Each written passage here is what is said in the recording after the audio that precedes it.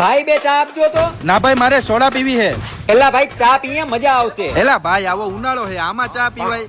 આમાંય ચા ની કિંમત શું હે, લોકલ થઈ ગઈ હવે તો.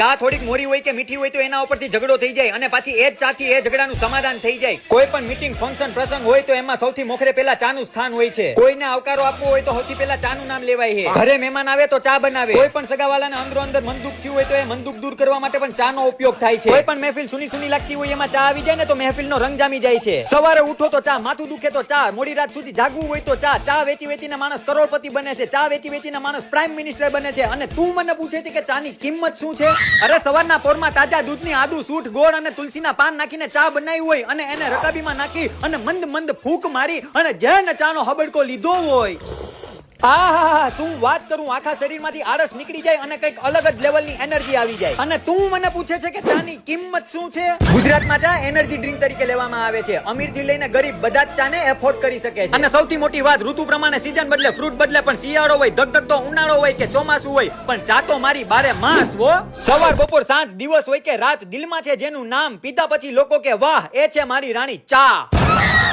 આ કિંમત છે ચાની. સોરી ભાઈ મારી ભૂલ થઈ ગઈ. હલ્ડ